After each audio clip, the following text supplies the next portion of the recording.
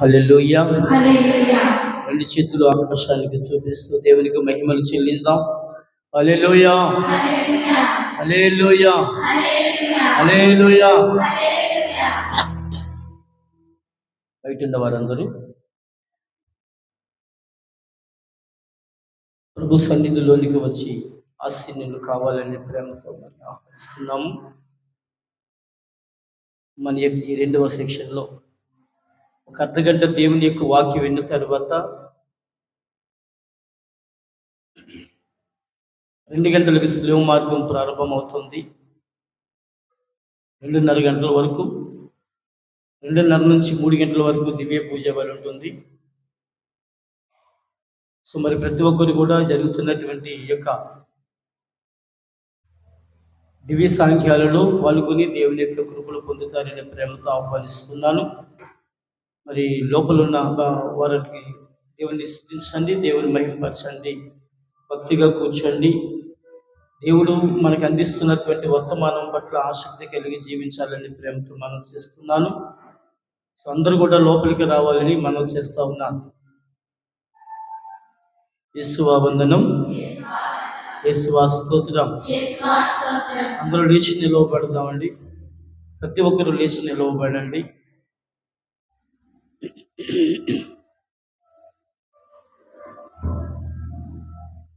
అందరూ లేచి నిలబడాలి ప్లీజ్, దయచేసి.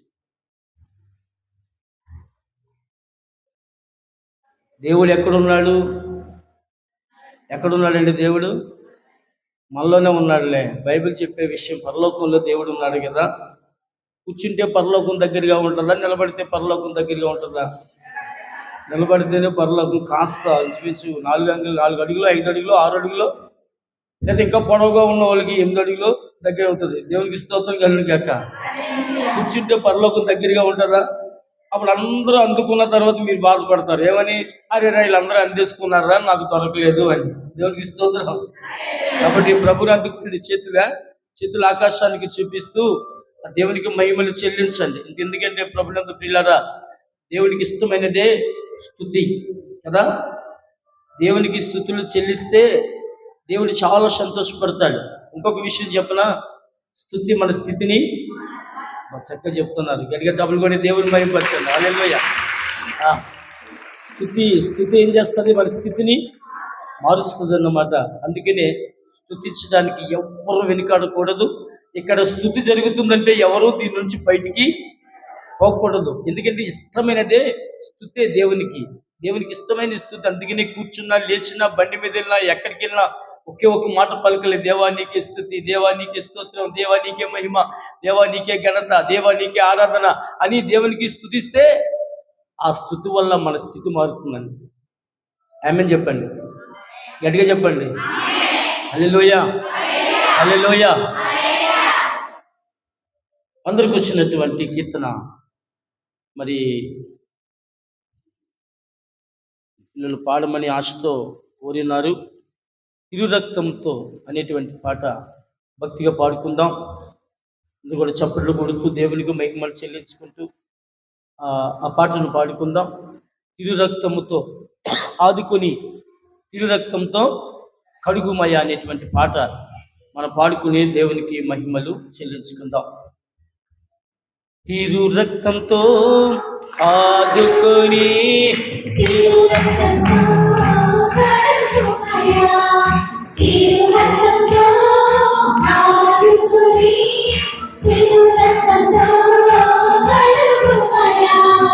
కుంభవర్షము కురిపించే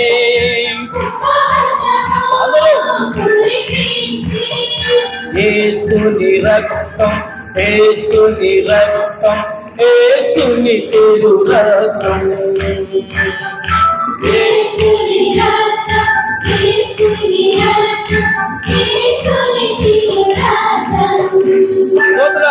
తిరు రక్తంతో ఆదుకుని, తిరు రక్తంతో కడుగుమయ, తిరు రక్తంతో ఆదుకుని, తిరు రక్తంతో కడుగుమయ. గట్టిగా చప్పట్లు కొడుతూ ఎవరు కూడా చప్పట్లు కొట్టుకుంటూ ఉండొద్దు. ఈ బైబిల్ అన్ని పక్కన పెట్టండి.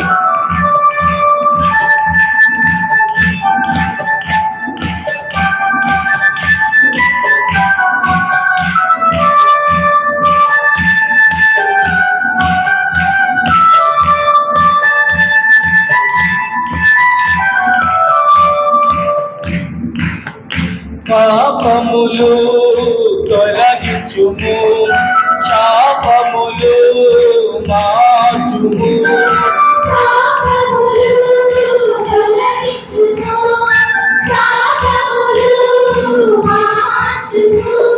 తిరు రక్తంతో కడుగుమయా,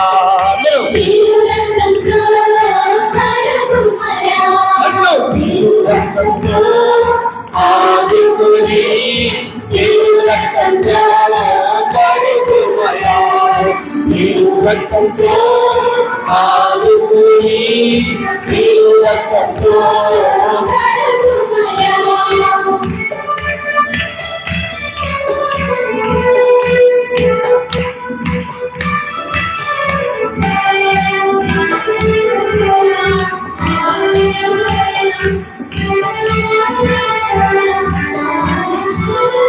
రోగములు కాల్పుము, కష్టములు తొలగించుము. అందరూ పడదాం.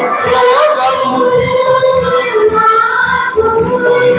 కష్టములు తొలగించుము, తిరు రక్తంతో స్వస్థపరచుము, తిరు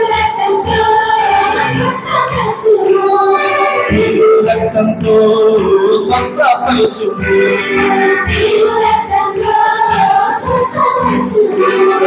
తిరు రక్తంతో ఆదుకుని, తిరు రక్తంతో కడుగుమయా, తిరు రక్తంతో ఆదుకుని, తిరు రక్తంతో కడుగుమయా. కుంభవర్షము కురిపించు,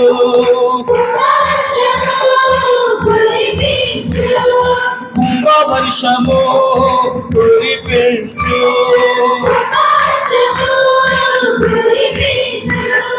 యేసుని రక్తం, యేసుని రక్తం, యేసుని తిరు రక్తం, యేసుని రక్తం, యేసుని రక్తం, యేసుని తిరు రక్తం, యేసుని రక్తం, యేసుని రక్తం, యేసుని తిరు రక్తం, యేసుని రక్తం, యేసుని రక్తం, యేసుని తిరు రక్తం, యేసుని రక్తం. దేవాని తిరు రక్తముతో నన్ను కడగండి.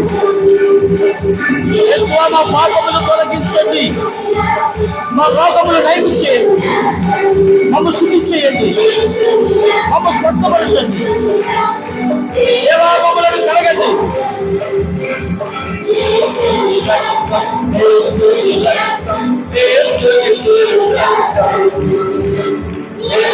దేవా, నీ పరిశుద్ధ రక్తము చేత నన్ను కడిగి శుద్ధి చేయండి.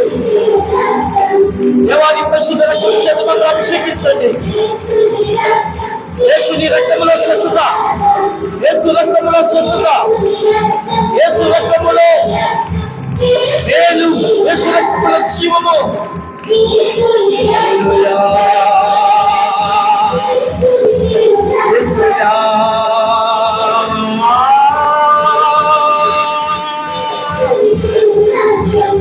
పరిశుద్ధాత్మ దేవుడా, ఈ విలువైన రక్తము చేత మమ్మ శుద్ధి చేయండి. యేసుని రక్తము, యేసుని తిరు రక్తము. రెండు చేతుల ఆకాశానికి చూపించండి. కుంభవర్షము కురిపించే యేసుని రక్తం, యేసుని రక్తం, యేసుని తిరు రక్తం. కళ్ళు మూసుకోండి. ఈ జీవితంలో విజయం కలగాలంటే, నువ్వు చేస్తున్నటువంటి ప్రయత్నం ఫలవంతం అవ్వాలంటే, భక్తిగా ఆయన సన్నిధిలో పాల్గొంటేనే నీవు ఆశించినవన్నిటినీ నువ్వు దేవుడు సఫలం చేస్తాడు. దేవా, నా రోగంలో నయం చేయ్యా, నా అవసరతలు తీర్చద్దయ్యా. దేవా, నేనైతే పాపిని, నీ సన్నిధిలో నిలబడడానికి యోగ్యత లేదు ప్రభా. అటువంటి నన్ను నీ పరిశుద్ధ రక్తము చేత అభిషేకించండి. నీ పరిశుద్ధ రక్తము చేత అభిషేకించండి. నాలో ఉన్న కలంకమంతటిని కడిగి వేయండి ప్రభా. ఎన్నో బాధలతో నిండి ఉన్న నా జీవితాన్ని అయ్యా ఆనందము కలిగి చేయండి అయ్యా. నిజమైన నీ కృపలో మాపై కుమ్మరించండి తండ్రి. మమ్మల్ని వట్టి చేతులతో పంపించద్దు ప్రభా. గొప్ప దీవెనలతో మమ్మల్ని అభిషేకించండి ప్రభా. నీకు స్తోత్రాలు తండ్రి. విన్న మాటలు ప్రభా మా హృదయంలో నాటింపజేసుకునే శక్తిని తెచ్చేయండి ప్రభా. అయ్యా, నీ బలమైన మాటలతో మమ్మల్ని అభిషేకించండి ప్రభా. నీకు స్తోత్రాలు దేవా. కులమైన బిడ్డలందరినీ దీవించండి. నేను ఎవరిలో ఏ బాధలు ఉన్నాయి, ఎవరిలో ఏ కష్టాలు ఉన్నాయో, ఎవరిలో ఏ శోధనలు ఉన్నాయో, ఎవరిలో ఏ అవస్థలు ఉన్నాయో, యేసుని పరిశుద్ధ నామములో తోడుపోవును గాక. దేవా, బలహీనతలో ఉన్న వారికి బలమును దయచేయవాడా. అప్పుల భారము నుంచి బయటికి తీసుకుని శక్తి గలవాడా. దేవా, మా భారములు తీర్చుకోండి, మాతో ఉండండి తండ్రి. పరిశుద్ధాత్మను కుమ్మరించండి ప్రభా. ఈ మనవులన్నీ మా రక్షకుడు ప్రియకుమారుడైన యేసుక్రీస్తు ప్రభువు నామములో అడిగి ప్రార్థిస్తున్నాను తండ్రి, ఆమేన్. అందరూ కూర్చుందాం. కొద్ది నిమిషాలు దేవుని యొక్క మాటలు విందాం.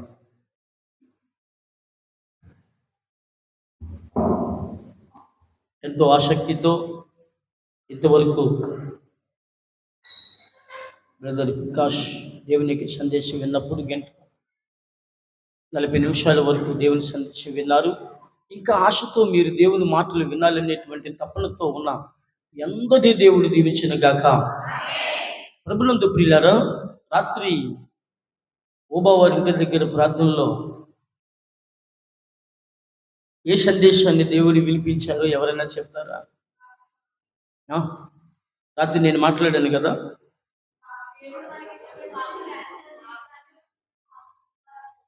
దేవునికి స్తోత్రం. మీరు యూట్యూబ్లో చూస్తే నేను చక్కని ఎడ్డింగ్ పెట్టించాను మన జీవంతో. ఏంటంటే యూట్యూబ్లోకి వెళ్తే అందులో చక్కని ఎడ్డింగ్ పెట్టించాను. ఏంటో తెలుసా? ఏం ఎడ్డింగ్ పెట్టారు అందులో చూసారు? ఎవరైనా యూట్యూబ్ ఓపెన్ చేశారు ఫాదర్ గారిని? అందులో చక్కని ఎడ్డింగ్ ఏంటంటే, నీ విలువగల జీవితం నీకు విలువగల జీవితం నీలో ఉందని నీకు తెలుసా? నీ జీవితం విలువైనదని నీకు తెలుసా అన్నది ఒక హెడ్డింగ్ పెట్టి రాత్రి ప్రసంగాన్ని యూట్యూబ్లో పెట్టారు. దేవునికి స్తోత్రం. మన జీవితం ఏ జీవితం అండి? విలువలేని జీవితం మాత్రము కాదు, మన జీవితము చాలా విలువైన జీవితం. అయితే ఆ విలువైన జీవితాన్ని నాశనం చేసుకున్నామని ఆదాము అవ్వల దగ్గర నుంచి రాత్రికాల సమయంలో మీతో మాట్లాడాను. దేవునికి స్తోత్రం. అయితే ప్రియులరా, నేను ఈ కొద్ది నిమిషాలు, ఎంతో సమయం లేదు, కరెక్ట్గా 20 నిమిషాల సమయం ఉంది. 20 నిమిషాల్లో చాలా స్పీడ్గా ఒక విషయం చెప్తాను. మీరు విన్నారో లేదో నాకు తెలియదు, కానీ నేనంటే అనుకుంటాను వినే ఉండకపోవచ్చు అనుకుంటున్నాను. దేవునికి స్తోత్రం. అయితే వినే ఉండకపోవచ్చు. నేను చాలా తక్కువ స్థలాల్లో చెప్పాను ఆ వాక్యము. మొన్న మండపేటలో చెప్పాను, తర్వాత మొన్న ద్రాక్ష విచారణలో ఒక విలేజ్లో చెప్పాను, అంతే తప్ప రాయవరంలో చెప్పాను, ఇంకెక్కడ చెప్పలేదు విషయాలు. సో మరి ఇక్కడ నాలుగోదిగా నేను ఇక్కడ మాట్లాడుతున్నాను. ఆ విషయం ఏమిటంటే, బైబిల్లో ఇప్పుడు మాస్టర్ గారు చెప్పారు కదా, యాకోబు కుమారులు ఎంతమంది? నేను ఆ కనెక్షన్ పెట్టి నేను చెప్తాను. ఎంతమంది అండి యాకోబు కుమారులు? అందరూ చెప్పాలి. ఎంతమంది? ఏ ఒక్కరికి తెలియకపోవడం అనర్థం. ఈ విషయం ఏ ఒక్కరికైనా తెలియకపోవడం అనర్థం. అందుకనే క్రైస్తవులారా, దేవుని బిడ్డలారా, ఇజ్రాయేలీలు గోత్రాలు ఎన్ని? మనం ఇప్పుడు తిరగేసి అడిగాను కదా, అందుకని మాట్లాడలేదు. దేవునికి స్తోత్రం. యాకోబు కుమారులు ఎంతమంది? 12 మందిని బట్టి 12 గోత్రాలుగా నియమించాడు. దేవునికి స్తోత్రం కలుగును గాక. ఇందులో ఇందాక చెప్పారే, 14 సంవత్సరాలు కొలువుండి పెళ్లి చేసుకున్నటువంటి రాహేలుకు పుట్టినటువంటి 2 కొడుకులు. ఎవరు 2 కొడుకులు? మళ్ళీ యాకోబు అంటారా? యాకోబు పుట్టిన కొడుకులే నేను అడుగుతున్నాను. ఆ 2 కొడుకులు యోసేపు, బెన్యామీను. ఓకే, వెరీ గుడ్, దారిలో పడ్డారు. ఎవరెవరునండి? మిమ్మల్ని ఎటువంటి ప్రశ్నలు అడిగితే చెప్పరు, కానీ సీరియల్లో ఏమడిగితే అన్నీ చెప్పేస్తారు. ఎందుకో తెలుసా? దేవుని వాక్కు మీద అంత శ్రద్ధ మనకి లేక, వినాలి అనేటువంటి శ్రద్ధ లేక, శ్రద్ధగా ఏమి చూస్తారంటే వ్యర్థమైన కార్యాలు శ్రద్ధగా చూస్తాం, అవసరమైనవి మాత్రం నిర్లక్ష్యంగా ఆలకిస్తుంటాం. అందుకని అవి మాత్రం మన హృదయంలో ఉండవు. అయితే యాకోబుకి రాహేలుకి పుట్టినటువంటి ఇద్దరు బిడ్డలు, ఆ ఇద్దరు ఎవరంటే యోసేపు, బెన్యామీను. ఈ బెన్యామీను యోసేపులు కూడా ఒక గోత్రాలే కదా. అయితే ఇందులో శాపకరమైన గోత్రం ఏదంటే బెన్యామీను గోత్రం. ఇన్ని గోత్రాల్లో కూడా శాపకరమైన గోత్రం ఏంటి? ఎప్పుడన్నా విన్నారా? శాపకరమైన గోత్రం బెన్యామీను గోత్రం అని విన్నారా? మీకు సంగతి తెలుసా?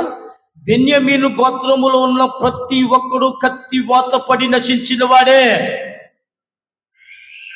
బెన్యామీను గోత్రములో ఉన్న ప్రతి ఒక్కడు కత్తి వాత పడి నశించిన వాడే. అది ఎందుకో చెప్తాను. నేను ముందుకు వెళ్తాను, సమయం తక్కువగా ఉన్న కొద్దిగా స్పీడ్గా వెళ్ళడానికి ప్రయత్నం చేస్తాను. మీరు మాత్రం డిస్టర్బ్ లేకుండా ఆలకించండి. దేవునికి స్తోత్రం కలుగును గాక. ప్రభునందు ప్రియులారా, ఈ 12 గోత్రాల్లో లేవి గోత్రికుడు ఒకడు ఉన్నాడు. ఏ గోత్రం? లేవి గోత్రం. లేవి గోత్రం కూడా బెన్యామీను గోత్రానికి బాగా 12 గోత్రాలు ఒక తండ్రికి పుట్టినోళ్ళేనా? యాకోబుకు పుట్టినోళ్ళే కదా. యాకోబు పుట్టిన 12 మంది 12 గోత్రాలుగా నియమిస్తే ఈ బెన్యామీను గోత్రం ఒకటి ఉంది, అదే లేవి గోత్రం ఒకటి ఉంది. ఒకానొక దినాన్న ఏం జరిగిందంటే, లేవి గోత్రం నుంచి ఒకడు తన భార్య అంటే భార్య కాదు, ఉంపుడికెత్తే. ఆ రోజుల్లో ఉంపుడికెత్తును కూడా భార్యల కిందే భావించేవారు. ఎందుకంటే అప్పుడు దావీదుకి ఎంతమంది భార్యలు దావీదుకి చెప్పాలి. ఈ పక్కన నుంచి వదిలేశాను నేను. దావీదుకి ఎంతమంది భార్యలండి? దావీదుకి 1000 మంది భార్యలు. దేవుడికి స్తోత్రం కలుగును గాక. సొలొమోనుకి ఎంతమంది? తన కుమారుడికి దావీదుకి 100 మంది భార్యలు, సొలొమోనుకి 1000 మంది భార్యలు. అర్థమవుతుందా? సొలొమోనుకి 1000 మంది భార్యలు. వీళ్ళందరూ పెళ్లి చేసుకున్న వాళ్ళు కాదు, ఉంపుడికెత్తులు. వాళ్ళని కూడా ఆ రోజుల్లో భార్యలుగా పరిగణించేవాడు. అలాగే ఈ లేవీయుడి కూడా వింటున్నారా? ఈ లేవీయుడి కూడా తన భార్య కోపగించి అమ్మగారింటికి వెళ్ళిపోయిందట. చాలా మంది అలాగే చేస్తారు కదా. ఆడవాళ్ళు కోపం వస్తే ఏం చేస్తారు? సంచిలో బట్టలు పెట్టుకుని అమ్మగారింటికి వెళ్ళిపోతారు కదా. అలాగే వెళ్ళిపోయిందట ఈ లేవీయుడి భార్య. అలాగే వెళ్ళిపోతే ఈయన చూస్తే రాలేదు. రాకపోతే ఏం చేశాడు? వెళ్ళి తెచ్చుకుందారని బయలుదేరి వెళ్ళాడు లేవీయుడు. బయలుదేరి వెళ్తే ఆ మామగారు ఎదురుగుంటా వెళ్ళి, అమ్మో నా ఎల్లుడు వస్తాడు, మా పిల్లల్ని తీసుకెళ్తాడని ఎదురుగుంటా వెళ్ళి స్వాగతం పలికి, బాబు ఈ రాత్రికి ఉండి నాన్న, పొద్దున్నే మీ ఆవిడని తీసుకుని నువ్వు వెళ్ళిపోదు, కానీ ఆ రాత్రికి చాలా విలువైన వంటలన్నీ వండేటట. ఎందుకని? అల్లుడికి రుచికరమైన భోజనం పెట్టాలి కదా అని అన్ని కూడా విలువైనటువంటి అన్ని వండి పెట్టాడు. ఈ విషయం ఎందుకు చెప్తున్నానే, ఉపవాసం ఉన్న సహోదరులకి ఉపవాసం ద్వారా జరిగే మేలేంటి? చాలా మంది దొంగ ఉపవాసం ఉంటారు. గుళ్ళో ఉన్నట్టుండే ఇంటికి వెళ్ళిపోయి తినేసి వచ్చేసే వాళ్ళు కూడా చాలా మంది ఉన్నారు. చాలా మంది గుళ్ళో ఉన్నట్టే ఉంటారు, ఉపవాసం ఉన్న వాళ్ళు అంటున్నారు మిమ్మల్ని కాదు, దేవుని స్తోత్రం కలిగి. ఓకే, ఉన్నట్టే ఉంటారు, ఇంటికి వెళ్ళిపోయి ఒక రౌండ్ వేసేసి వచ్చేసే వాళ్ళు కూడా ఉంటారు. నేను అటువంటి వాళ్ళ కోసం కాదు, కానీ కట్టిక ఉపవాసం ఉన్నటువంటి జీవితాల్లో దేవుడు చేస్తున్న మేలు గురించి చెప్తున్నాను కదా. ఇక దేవుల్లోనే ఉండిపోతే, ప్రభువా నీతోనే ఉండిపోతున్నాయా, నేను ఏమి ముట్టుకోనని కటిక ఉపవాసం ఉండి దేవునితో మాట్లాడుతున్న బిడ్డల గురించి నేను మాట్లాడుతున్నాను. దేవునికి స్తోత్రం కలుగును గాక. వారి జీవితంలో జరిగిన మేలు గురించి మాట్లాడుతున్న ఈ సమయంలో ఈ లేవీయుడు ఏం చేశాడంటే, ఆ రాత్రికి ఉండి తన భార్యను తెచ్చుకుంటున్నటువంటి సమయంలో ఎక్కడి నుంచి రావాలంటే ఆ యొక్క బెన్యామీను గోత్రానికి సంబంధించినటువంటి ఆ ఊరి మీద నుంచి రావాలి. బెన్యామీను గోత్రానికి సంబంధించిన బెన్యామీను గోత్రం కూడా వీళ్ళదే. అయితే కొంత ముందు చీకటి పడిపోతే తన సేవకుడు అంటాడు కదా, అయ్యా చీకటి పడిపోతుంది కదా, మన ఇక్కడ ఉండిపోతే మంచిదేమో అంటాడు. అప్పుడు ఆయన అంటాడు, ఇది జాతి కాని జాతి, కులం కాని కులము, ఎక్కడుంటే ఏమవుతుంది, కాస్త ముందుకెళ్ళిపోతే మన బెన్యామీను గోత్రం ఉంది, అక్కడ తల దాచుకోవచ్చు, మనోలే కదా అని ఈ లేవీయుడు తన సేవకుడితో చెప్తాడు. వింటున్నారా? వినేవారందరూ చేతులు పైకెత్తి దేవునికి స్తోత్రం చెప్పండి. హల్లెలూయా. Very good. అయితే బెన్యమీను గోత్రానికి వెళ్ళేసరికి ఆ బెన్యమీను గోత్రీయులు ఏం చేశారో, ఎంత దౌర్భాగ్యం జరిగిందో ఆ విషయాన్ని మీకు ముందుంచి ఈనాడు తెలియజేస్తున్నాడు. ప్రియ సహోదరులారా, వాక్యం చూద్దాం. న్యాయాధిపతుల గ్రంథం 19వ అధ్యాయం తీయండి. న్యాయాధిపతుల గ్రంథంలో 19వ అధ్యాయంలో దేవుడు తెలియజేస్తున్నటువంటి ఆ యొక్క అద్భుతం, ఉపవాసం ద్వారా ఏం సాధించారు అనేటువంటి విషయాలు మనం తెలుసుకుని ఈ కథలో ముందుకు వెళ్దాం. దేవునికి స్తోత్రం కలుగును గాక. హల్లెలూయా. 19వ అధ్యాయంలో చూడండి, 2వ వచనం కాని చదవండి. ఒక మారు ఆమె భర్త మీద కోపపడి పుట్టినింటికి వెళ్ళిపోయి 4 నెలల పాటు అచ్చటనే ఉండెను. లేవీయుడు భార్యతో ప్రియముగా మాట్లాడి ఆమెను మరలా తీసుకొని వత్తును అనుకుని సేవకుని 2 కంచర గాడిదలను వెంట నిండుకొని బెత్లెహేమునకు వచ్చెను. మామ అతనిని అల్లంత దూరమున నుండగా చూసి సంతోషంతో ఎదురువచ్చెను. అల్లుడిని అన్ని మర్యాదలతో సత్కరించెను. లేవీయుడు అచట 3 నాళ్ళుండి వారు అచటనే అన్నపానీయులను పుచ్చుకొని రేయి గడిపిరి. 4వ నాడు వేకువనే మేల్కొని లేవీయుడు ప్రయాణమునకు సంసిద్ధుండగా మామ పిడికెడు మెతుకులు తిని సత్వ తెచ్చుకొనుము, తరువాత సాగిపోవచ్చును అని. దేవునికి స్తోత్రం కలుగును గాక. ఈ రీతిగా మాంగారు ఏం చేశాడు, అల్లుడిని ఆపి ఆ రాత్రికి కూడా కాస్త భోజనం తిని ఎందుకని అని చెప్పి పంపించాడు. చాలా దౌర్భాగ్యమైనటువంటి స్థితి జరిగిందని నేను విషయం చెప్తున్నాను. ప్రభునందు ప్రియులారా, ఇలా వెళ్తున్నటువంటి సమయంలో ఇటువంటి పరిస్థితుల్లో మన లేవీడికి జరిగినటువంటి అన్యాయం ఏంటంటే, లేవీడికి జరిగినటువంటి చాలా బాధాకరమైనటువంటి విషయం ఏమిటంటే, ప్రియ సహోదరులారా, ఈయన ఆ భార్యను సేవకులను తీసుకుని బయలుదేరి వచ్చేస్తూ ఉంటుంటే బెన్యమీను గోత్రానికి వచ్చేసరికి అక్కడ రాత్రి ఉండాలని ఒక వీధిలోకి వెళ్ళి నిలబడితే ఏ ఒక్కడు ఈ రాత్రికి ఉండి నువ్వు పొద్దున్నే వెళ్ళి కానీ ఆడబెడుతూ ఉన్నావు, మా ఇంటికి వచ్చి ఉండు అన్న మాట ఒక్కడు కూడా.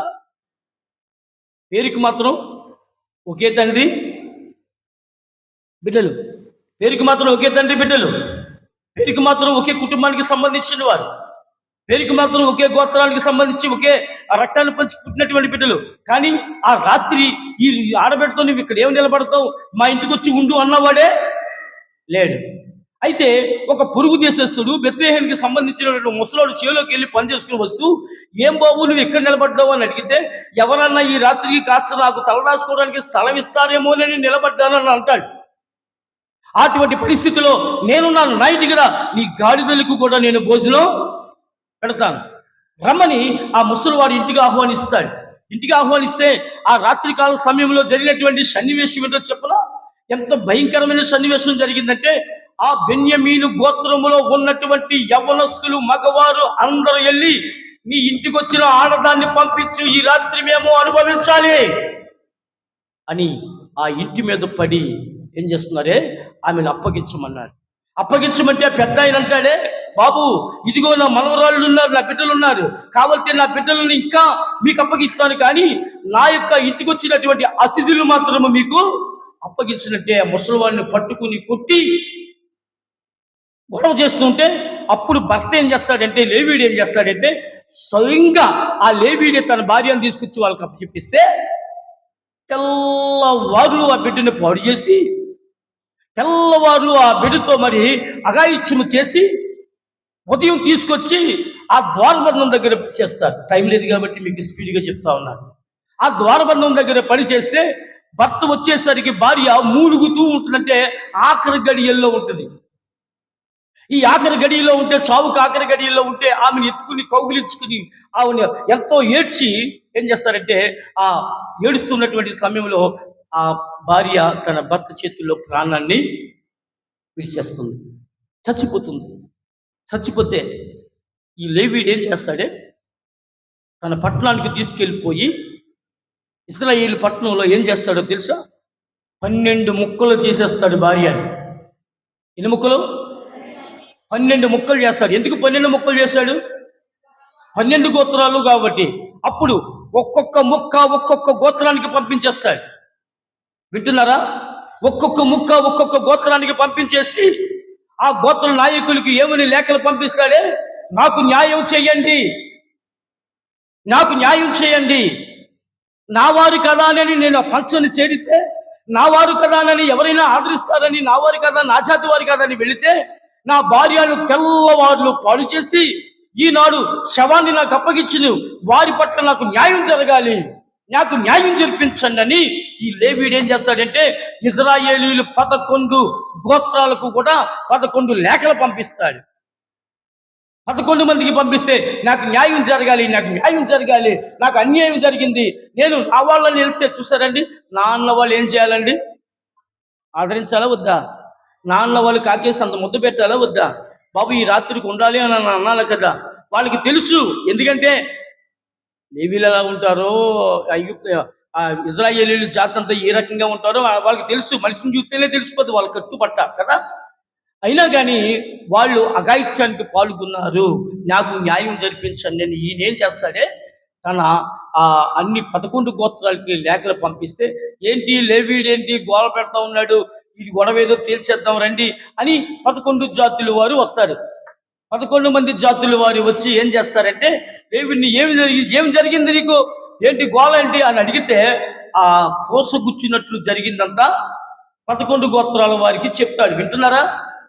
వింటున్నారండి? అందరూ వింటున్నారా? కొంతమంది పడుకుంటున్నారా?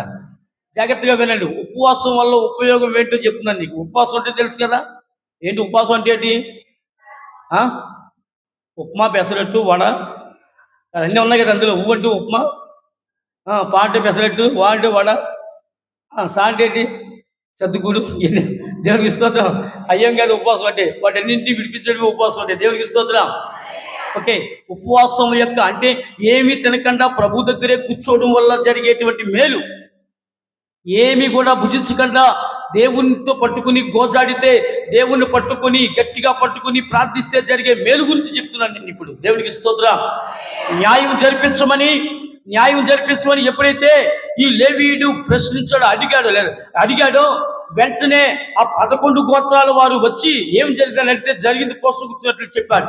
చెప్పిన తర్వాత ఆ 11 మంది అంటారు కదండి, వాళ్ళు ఏమంటారే, రండి ఏం చేద్దామే మనము వారి నాశనమని కోరుకునే వరకు ఎవరో భోంచేయద్దు అంటాడు ఒక లేచి. వారిని చంపేంత వరకు మనం ఎవరూ భోంచేయద్దు, వారందరినీ కూడా తుదముట్టించేంత వరకు మనం ఎవరం ఇంటికి వెళ్ళొద్దు అని చాలా పట్టుదలగా అందరూ కూడా 11 మంది నిలబడిపోతారు. దేవునికి స్తోత్రం కలుగాక.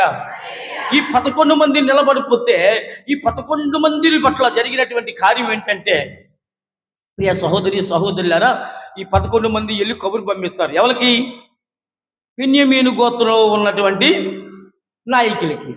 ఈ 11 మందికి కబురు పంపిస్తే, ఈ 11 మంది ఎప్పుడైతే కబురు పంపించారో, ఆ బెన్యామీను గోత్రం నుంచి వచ్చినటువంటి వ్యక్తులు అంటారు కదా, అయ్యా మేము మీకు దొరకము, మా పిల్లలు మీకు దొరకరు, మేము రాం, మేము ఏ తప్పు చేయలేదు, మీ ఇష్టం చేసుకోండి అంటే 11 గోత్రాల వారికి చాలా పెద్ద కోపం వచ్చేసిందండి. దేవునికి స్తోత్రం. వింటున్నారా సోదరులు? వినరండి. సోదరులకి నిద్ర వస్తుంది, ఎందుకంటే తెల్లవారుజాము లేవడం కదా, తెల్లవారుజాము లేవడం, స్నానాలు చేయడానికి. ఓకే, ఏదేమైనా ఈ 11 గోత్రాల వారు ఈ బెన్యామీను గోత్రం మీద కసి పెట్టుకుని ఏం చేశారంటే, యుద్ధాన్ని ప్రకటించారు. ఇప్పుడు బెన్యామీను గోత్రం ఒకటే, మిగతా 11 గోత్రాలు ఏది గెలుస్తుంది అంటారు? ఎవరు గెలుస్తారు? ఎవరి పక్షాన్ని దేవుడు ఉన్నాడు?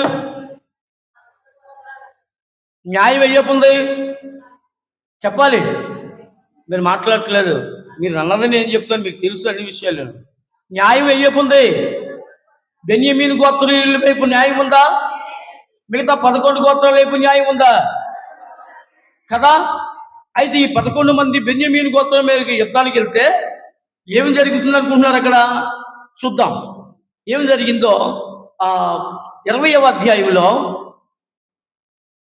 వచనాలు 19వ వచనం చదవండి.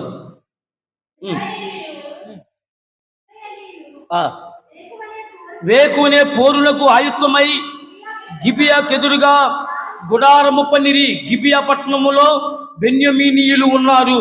ఎక్కడ? గిబియా పట్టణంలో ఎవరున్నారు? బెన్యమీనీయులు ఉన్నారు. ఈ గిబియాకు ఎదురుగా గుడారము పన్నిరి. బెన్యమీనీయులు తాకుటకు తమ పగురులను నగరములకు ఎదురుగా బారులు తీసిరి. కానీ బెన్యమీనీయులు నగరము వెడలు వచ్చి ఇజ్రాయేలులను 22,000 మందిని రణరంగములో కూల్చిరి. ఎంతమంది అండి? ఎంతమంది అమ్మా? వెనకాల చెప్పండి, ఎంతమంది? 22,000 మంది. ఎవరు చనిపోయారు? ఈ 11 గోత్రాలకు సంబంధించినటువంటి ఇజ్రాయేలు చనిపోయారు. అంటే న్యాయం గురించి ఎవరైతే పోరాడుతున్నారో వాళ్ళే చనిపోయారు. ఇక్కడ అన్యాయం గెలిచిందా, న్యాయం గెలిచిందా? చెప్పాలి. భలే చెప్తున్నారండి. ఏం గెలిచింది? అన్యాయమే గెలిచింది. న్యాయానికి ఏమైంది? 25,000 ఎంతమంది అండి? 22,000 మంది యుద్ధంలో చనిపోయారు. ఈ 22,000 మంది యుద్ధంలో చనిపోతే భయమేసింది ఈ 11 గోత్రాలకి కూడా. ఏంటి, మనం చూస్తే 11 గోత్రాలు ఉన్నాం, వాళ్ళు చూస్తే ఒక్క గోత్రానికి సంబంధించినటువంటి వ్యక్తులై ఉన్నారు. న్యాయం మన పక్షాన ఉంది, అన్యాయం వాళ్ళ పక్షాన ఉంది. అటువంటి దేవుడు ఏంటి ఇలా చేశాడు? 22,000 మందిని యుద్ధములో చచ్చిపోయేటట్లుగా చేశాడేంటి అని దేవుని సంప్రదించాడు. దేవుని సంప్రదించే దేవుడు అన్నాడు, ఓకేనయ్యా మళ్ళా యుద్ధానికి వెళ్ళండి అన్నాడు దేవుడు. మళ్ళా యుద్ధానికి వెళ్ళారు. మళ్ళా యుద్ధానికి వెళ్తే ఏం జరిగిందంటే 18,000 మంది మళ్ళా 11 గోత్రాలకు సంబంధించిన వాళ్ళు చచ్చిపోయారు. ఎంతమంది అండి? 18,000 మంది. మొత్తం కలిపితే 40. మొత్తం కలిపితే 40,000 మంది నేల కూలిపోయారండి. ఏం గెలిచింది? అన్యాయం గెలిచింది, న్యాయం ఓడిపోయింది. అందులోని ఇజ్రాయేలు జాతి ఓడిపోవడం ఏంటి? అన్యులు ఏమనుకుంటారు? దేవుని నమ్మని వారు ఏమనుకుంటారు? ఇజ్రాయేలు జాతి గొప్ప జాతి కదా, ఆ ఇజ్రాయేలు జాతికి దేవుడు న్యాయం చేయకపోయేదేంటి నన్ను అనుకోరా? తప్పు చేసినోడే గెలుస్తున్నాడేంటి? పాపం చేసినోడే బాగుంటున్నాడేంటి? పాపం చేసిన వాళ్ళ పరిస్థితి బాగుంటుందేంటి? పాపం చేసిన వాళ్ళే కట్టలు చీరగడుతున్నారు, పాపం చేసిన వాళ్ళే ఎక్కడ కారు ఎక్కుతున్నారు, ఏంటి ఈ పరిస్థితి అని అనుకోరా? ఇజ్రాయేల్ పట్ల అలాగే జరుగుతుంది. అలా జరుగుతున్నటువంటి సమయంలో ప్రియ సహోదరి సహోదరులారా, అప్పుడు వాళ్ళు కళ్ళు తెరుచుకుని ఏం చేశారే? అప్పుడు 26వ వచనం చదివితే మనకు ఆ మాట కనిపిస్తుంది.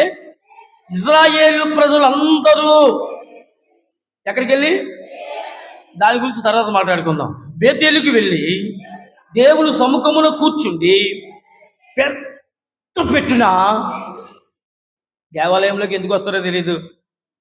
ఒక్క తల్లికి కన్నీటి ప్రార్థన రాదు. వస్తుందా? కన్నీటితో ప్రార్థన చేయడం వచ్చా అంటే అందులోనూ ఏంటంటే మన సంఘంలో అసలు రాదు, అస్సలు ఏడరు.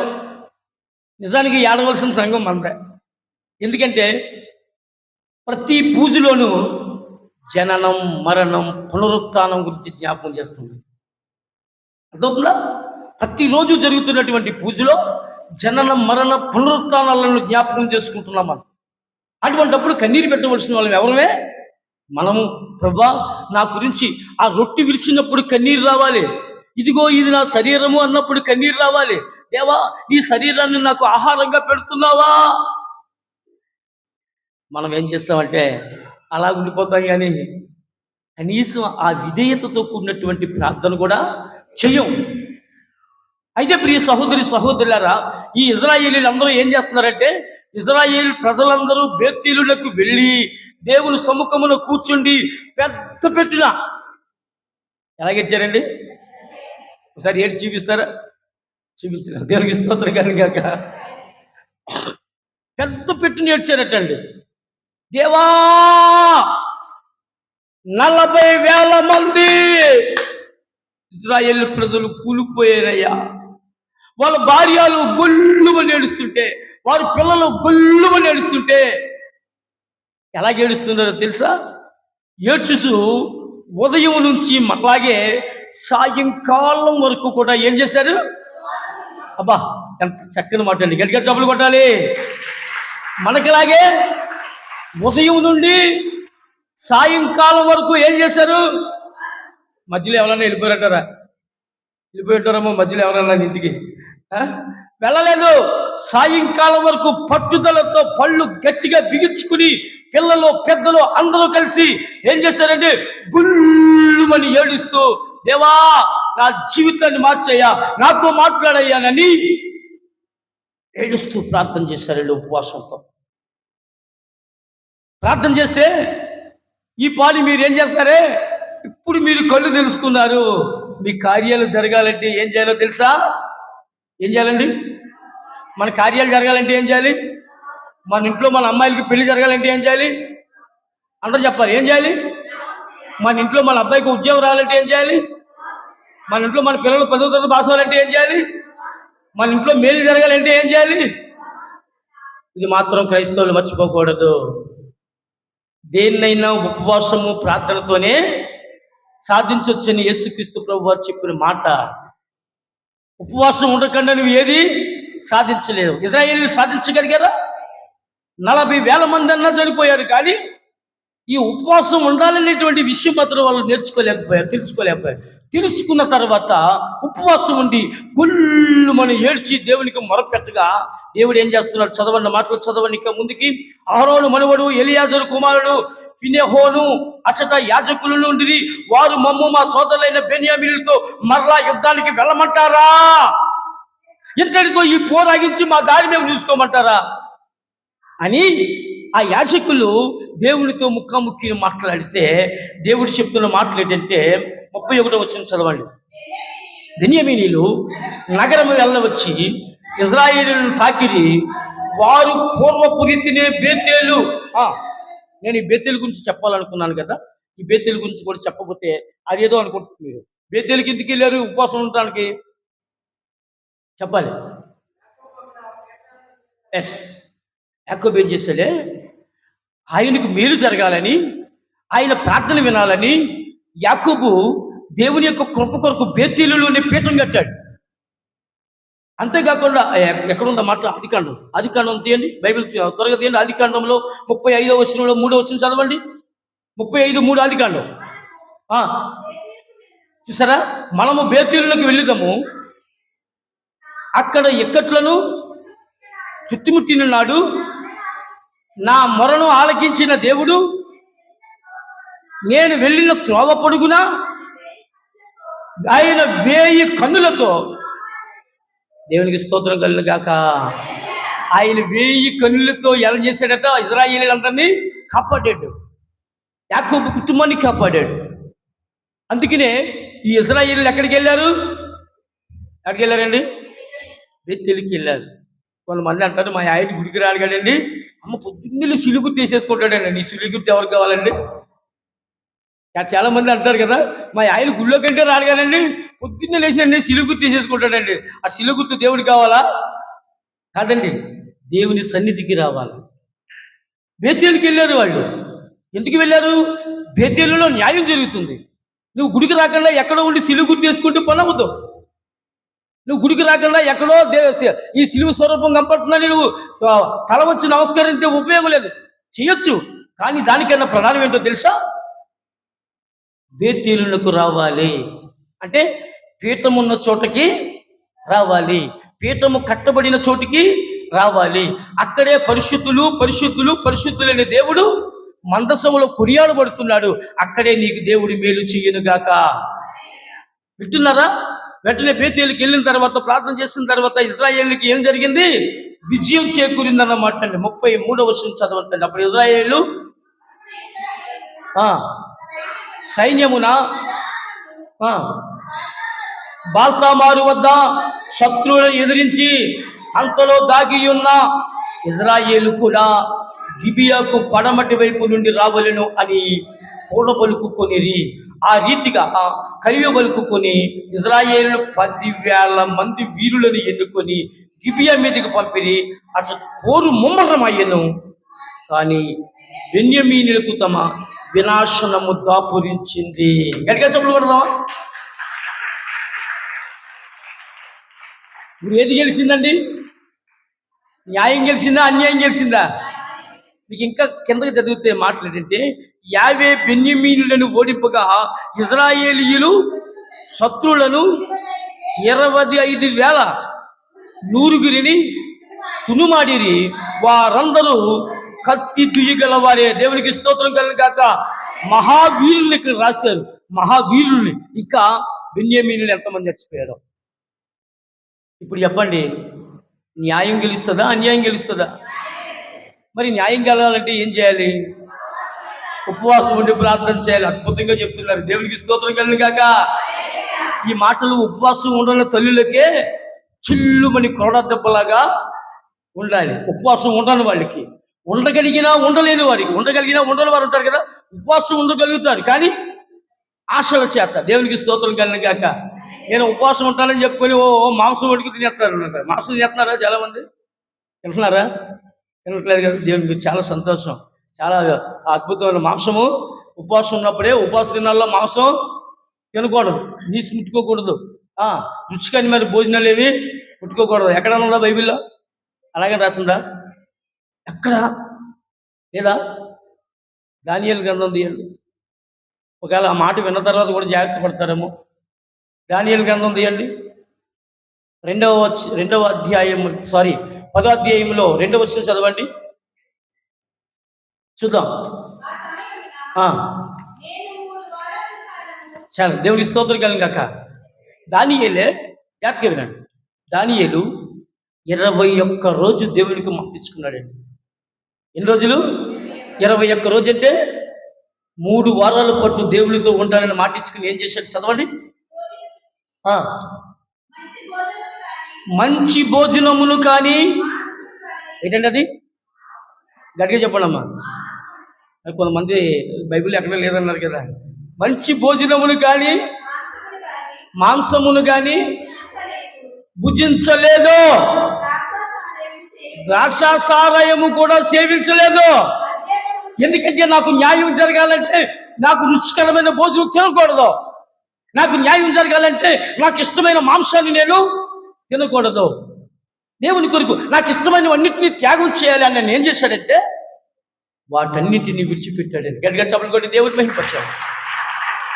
వాటన్నింటినీ విడిచిపెట్టి 21 రోజు పాటు, అంటే 3 వారాల పాటు వాటిని ఏమీ ముట్టుకోకుండా శక్తి గలవాడయ్యాడండి. హల్లెలూయా.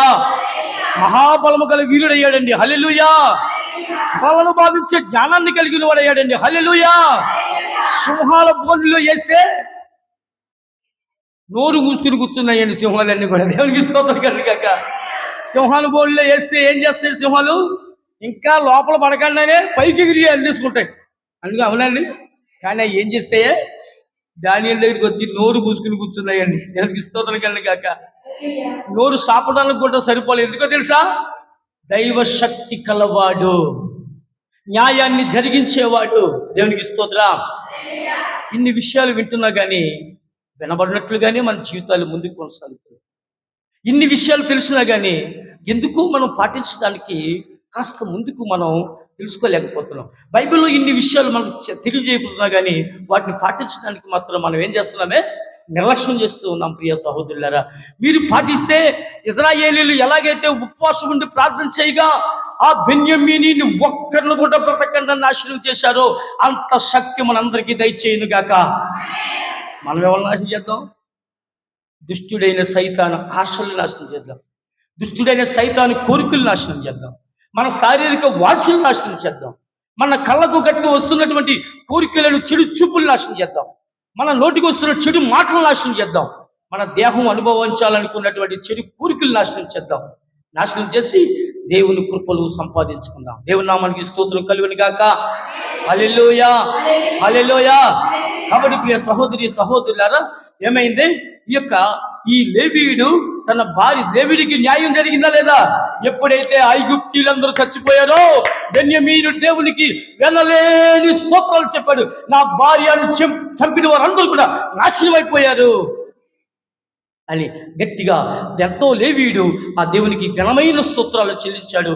ప్రియమైనటువంటి సహోదరి సహోదరులారా, మన జీవితంలో విజయం జరగాలంటే, మన జీవితంలో ఏదైనా సాధించాలంటే, ఇల్లు కట్టుకునేవారు చాలా మంది ఉన్నారు. ఇల్లు కట్టుకునే వాళ్ళు పల కొబ్బరికాయలు కొట్టేస్తారు కానీ ఉపవాసం మాత్రం ఉండరు. ఇల్లు కొట్టుకోవచ్చు, నేను కాదంటలేదు. కానీ దానికన్నా ముందు చేయవలసిన పని ఏంటో తెలుసా? ఆ దగ్గరికి ఈ దగ్గరికి ప్రార్థన చేయమని లాక్కి వెళ్ళిపోతారు. కానీ దానికన్నా ముందు నువ్వేం చేయాలి? నువ్వు ఒక పూట ఉపవాసం ఉండి నీ కూతురి గురించి నీ కొడుకు గురించి ప్రార్థన చేయి. వివాహం నిర్ణయం అయిన తర్వాత నువ్వు ఎన్నో ఎన్నో ఎన్నో చేస్తావు, కానీ ఆ వివాహం బాగా జరగాలని ఒక్క పూట ఉపవాసం ఉండి ప్రార్థన చేయి. దేవుడి నీ పట్ల అద్భుతమైన కార్యం చేస్తాడు. ఉపవాసం ద్వారానే ఏదైనా మనం సాధించవచ్చు. ఎంత అర్థం ఉందండి ఉపవాస కోటాల్లో. దేవునికి స్తోత్రం. ఇంకా చాలా విషయాలు ఉన్నాయి, మాట్లాడుకోవాలంటే అంత సమయం లేదు. నేనైతే 4 వ్యక్తుల్ని జీవించాలనుకున్నాను. ఒక్క వ్యక్తితో నేను ముగిస్తున్నాను. 4 వ్యక్తుల్ని ఉపవాసం ద్వారా వారి జీవితాలు ఆనందభరితంగా మార్చుకునే వ్యక్తిని 4 జీవించాలనుకున్నాను. ఒక్క వ్యక్తితో నేను ముగిస్తున్నాను. కాబట్టి ప్రియ సహోదరి సహోదరులు గమనించండి, ఉపవాస ప్రార్థనలోని గొప్పతనం తెలుసుకోండి. మీరు రేపటి నుంచి ఏం చేస్తారే, ఉపవాస ప్రార్థన అనేసరికి పరుగులు వచ్చేయాలి దేవాలయానికి. ఎందుకో నీ జీవితంలో దేవుడి కార్యాలు చేయాలి కాబట్టి. దేవునికి స్తోత్రం. ఉపవాస కూటం అనేసరికి ఫస్ట్ నేనే ఉండాలనేటువంటి పట్టుదల మీలో ఉండాలి. ఎందుకు? నీ జీవితంలో దేవుడు గొప్ప కార్యాలు చేయాలి కాబట్టి. ప్రియ సహోదరులారా, నేను చెప్పేది ఏంటంటే ఉపవాస ప్రార్థన అందరికీ ఇష్టమైనటువంటిది. ఎందుకంటే మహానుభావుడైన యేసుక్రీస్తు ప్రభు వారి 40 దినాలు ఉపవాసం ఉంటే ఆయనకి ఏం పట్టిందండి? అయినా ఉపవాసం ఉంటే మరి ఉండక్కర్లేదా? మనకెందుకు దొంగ ఉపవాసం? మనం ఎందుకు మాట ఇవ్వలేకపోతున్నాం? ప్రభా, ఈ 40 దినాల పాటు నేను మాలేసుకున్నా వేసుకోకపోయినా నీతోనే ఉంటాను, ఒక్క ప్రొద్దుండి ప్రార్థన చేస్తాను, మాట ఎందుకు ఇవ్వలేకపోతున్నాం? ఈ 40 రోజులు దీక్షాపరులేనా? మనకు కాదు 40 దినాలు. సంఘమంతా పాటించాలి. సంఘమంతా పాటిస్తేనే ఈ ఉపవాస దినాలకు అర్థం ఉంటుంది. ఇంట్లో ఒకరు చేసి ఇంకొకరు చేయకపోతే బాగుంటుందా? దేవాలయానికి తల్లి వచ్చి కొడుకులు భర్త రాకపోతే బాగుంటుందా? మరేది భర్తలేని బాగోదు. రావాలి, బ్రతిమలాడాలి, బలవంతంగా తీసుకురావాలి, కూర్చోబెట్టాలి. ఇది మంచిగా కానీ చెడు కాదు. అద్భుతమైనటువంటి కార్యము. కుటుంబ సమేతంగా ప్రభు సన్నిధికి వచ్చి ఉపవాసం ఉండి ప్రార్థన చేసి మేలులు పొందండి. అంతగా దీవించమని ఆశీర్వదించమని ప్రార్థన చేసుకుందాం. దేవుడి పరిశుద్ధ వాక్యం దీవించను గాక. పిత పుత్ర పరిశుద్ధాత్మ నామమున. నాకు కొద్దిగా అడవడిగానే ఉంది. ఇప్పుడు సింహాద్రిపురంలో 3 గంటలకి వాక్యం చెప్పాలి, ఒక కుటుంబంలో వాక్యం చెప్పాలి. మరలా ఈ నైటు సిజెడ్కి మూలపేట వెళ్ళి మూలపేటలో మళ్ళీ అక్కడ కూడా వాక్యం అందించాలి రాత్రికి. కారణం చేతనే ఈ ఒక్క విషయాన్ని ముందు దేవుడు మళ్ళా దేవుని కృప అయితే మరలా మిగతా 3 కోసం మాట్లాడుకుందాం. ఆమేన్. హల్లెలూయా.